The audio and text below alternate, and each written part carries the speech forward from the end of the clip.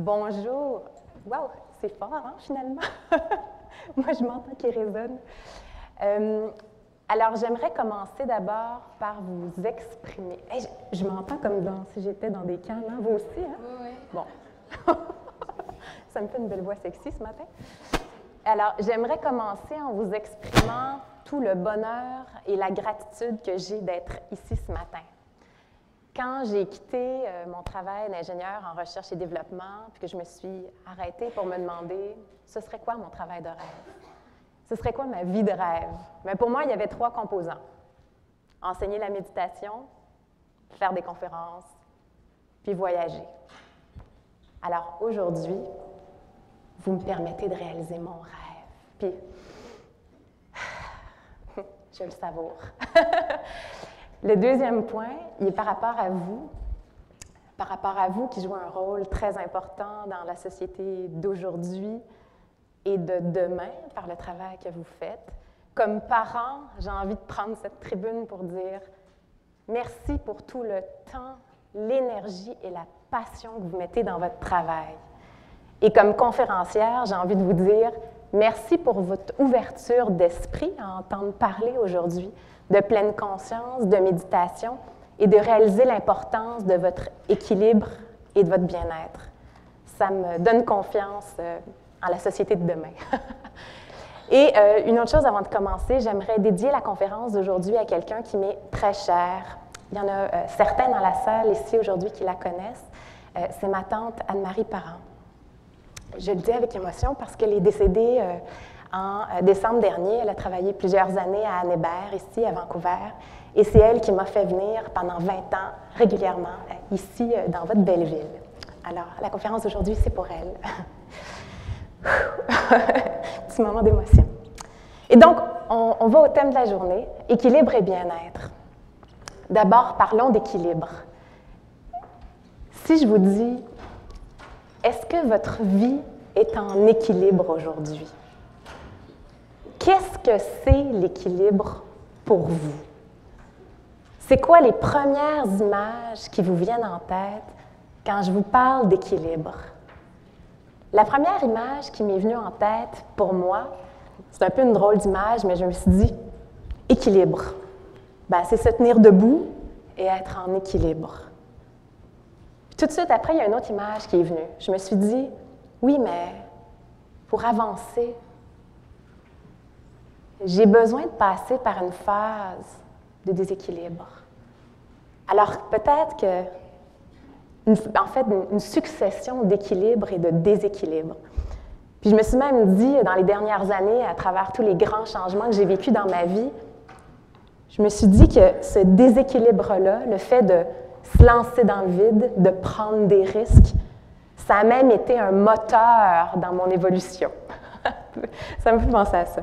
Mais sinon, je me suis attardée à la définition de l'équilibre selon le Robert. Alors, je vous la lis.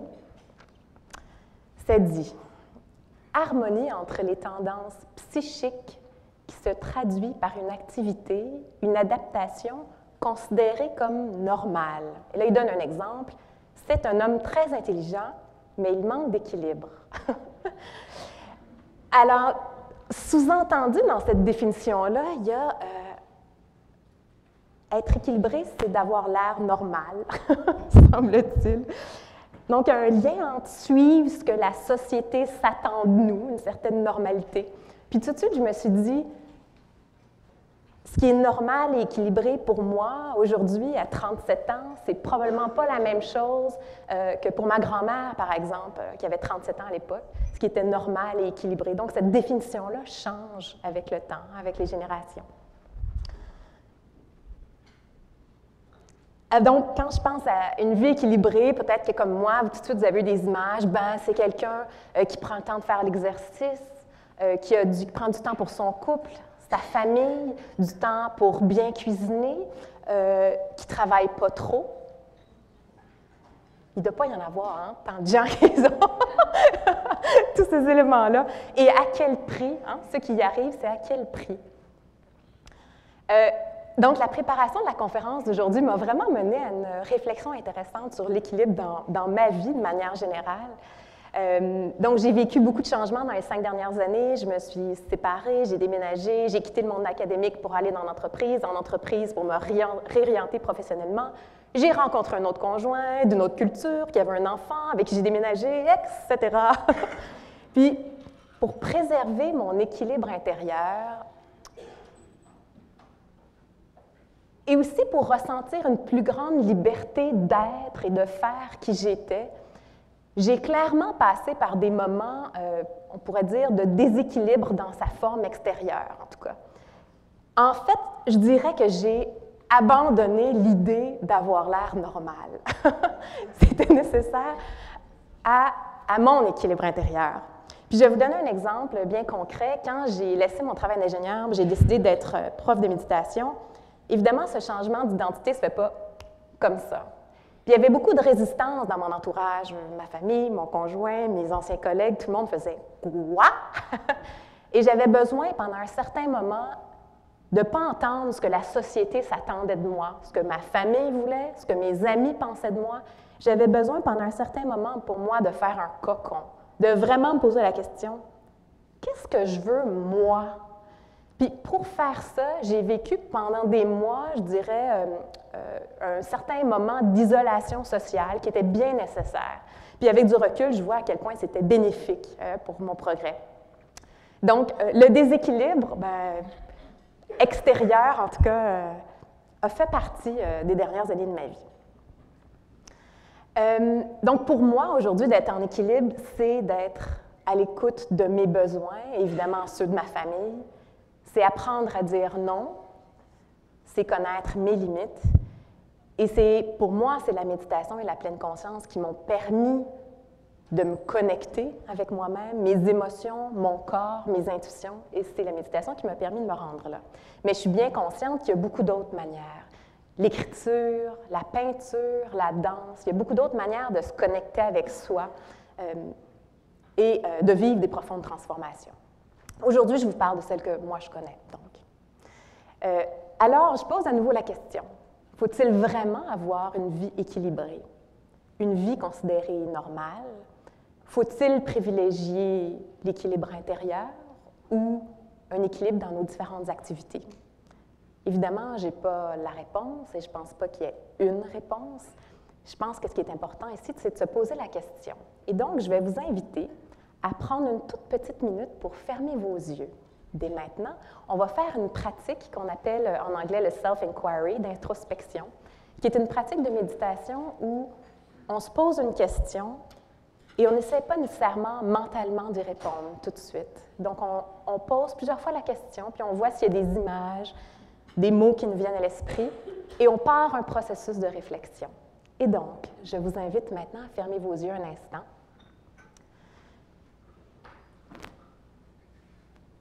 Et on va se poser les questions suivantes. C'est quoi pour moi l'équilibre? Ça correspond à quoi? C'est quoi pour moi l'équilibre? Ça correspond à quoi?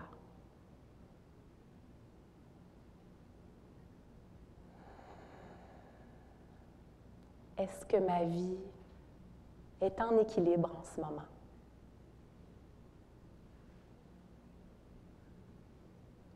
Est-ce que ma vie est en équilibre en ce moment?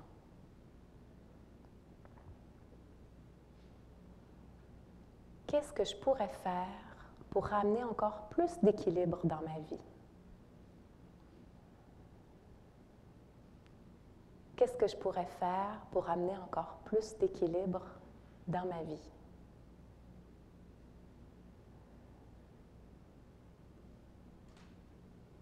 Évidemment, c'est des questions complexes, puis en espérant que ces questions vous habitent dans les prochaines heures, les prochains jours, et qu'elles restent au centre de vos préoccupations. Vous pouvez réouvrir les yeux. Parlons maintenant du deuxième thème, bien-être. Alors, à nouveau, je me suis amusée à chercher la définition dans le dictionnaire. Alors, le Robert dit « sensation agréable procurée par la satisfaction de besoins physiques, l'absence de soucis. Je me suis dit, bon, d'une part, je me suis dit, comme enseignant, j'imagine que la majorité de vos besoins physiques sont comblés. Bon, vous avez un toit sur votre tête, vous dormez au chaud, vous avez des vêtements, vous mangez. Mais là, il y avait l'autre petit bout de phrase, hein? L'absence de soucis. Bien, avant, je voulais faire une petite blague à part les besoins physiques. Là, je me suis dit, je m'excuse pour les parents de très jeunes enfants dans la salle, sachant très bien que votre besoin essentiel de sommeil ne doit pas être comblé. Mais bon, revenons à l'absence de soucis. Qui peut se vanter de ne pas avoir de soucis? Puis je me suis dit que c'était bien utopique. Ça rendait le concept de bien-être un peu inatteignable, cette définition du Robert. Alors, je me suis tournée vers le Larousse pour voir ce qu'il en disait, lui. État agréable résultant de la satisfaction des besoins du corps et du calme de l'esprit. Je me suis dit, peut-être plus réalisable. Et donc, encore une fois, vous aurez deviné que pour moi, le calme de l'esprit est passé par la méditation. Et je vais vous illustrer le changement qui est survenu en moi par l'arrivée de la méditation. Il y a 7, 8, 9 ans, j'étais obsédée par la performance. En fait, chacun de mes moments d'éveil était une tentative d'optimiser mon temps. Donc, si j'étais dans la douche, j'étais en train de planifier ma journée, je faisais le lunch de mes enfants, j'étais en train de préparer ma présentation tantôt au bureau, je me disais, si je peux faire 2 choses en même temps, je vais être encore plus productive. Si je peux en faire 3, je vais le faire. Donc, j'étais complètement préoccupée par le fait d'habiter chacune de mes secondes, chacune de mes minutes d'éveil en faisant quelque chose. Bon, c'était un peu extrême. Ça fonctionnait, on pourrait dire d'une certaine manière, je performais bien dans la vie, mais ça vous donne l'idée de ce qui se passait au niveau de mon cerveau. Aujourd'hui, de quoi ça a l'air? Je vais vous parler d'une petite expérience qui m'arrive assez souvent. Entre chez moi et le supermarché, il y a une distance d'à peu près 100 mètres. Et je la parcours plusieurs fois par semaine. Puis en la parcourant, je la parcours souvent en pleine conscience. Alors je vais la parcourir, puis me dire, regardez le ciel, comment il est beau. Regardez la couleur des feuilles sur la couleur du ciel. Je vais m'arrêter, sentir un lilas. Regarder en souriant le chat qui vient de se frotter sur ma jambe. Puis des fois, j'ai des larmes aux yeux qui me viennent. J'ai des larmes aux yeux parce que je trouve ça tellement beau. Alors, les plus simples moments de la vie se sont transformés en des moments remplis, en des moments où il ne manque rien. Les petites choses se sont transformées en grand bonheur. C'est comme ça que ma vie a été transformée dans les dernières années. Et une autre chose qui est importante, c'est que mon équilibre intérieur est aussi passé par un certain rééquilibrage au niveau de mes émotions. On pourrait dire que j'avais coupé de ma conscience toutes les émotions qui étaient souffrantes et difficiles. Puis quand le processus de pleine conscience a embarqué, en fait, il est arrivé quelque chose où j'ai rebranché les 2 câbles bien solidement et je me suis permis de vivre toute la tristesse, la colère et la souffrance que je portais. Puis ça aussi, ça a été porteur d'un grand rééquilibrage intérieur et d'un bien-être aussi. Donc, comment est-ce que j'en suis arrivée là? En méditant tous les jours. Et mon cours standard de méditation dure 3h30. Mais je vous ai concocté une version de ce cours-là juste pour la conférence d'aujourd'hui.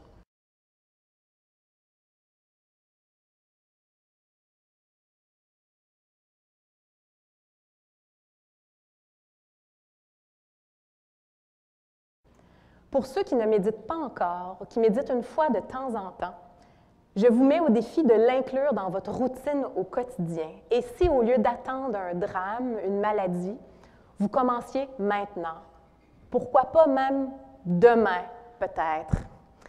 Et ce qu'il faut garder en tête, c'est qu'une personne qui médite n'amène pas juste des bienfaits pour elle-même.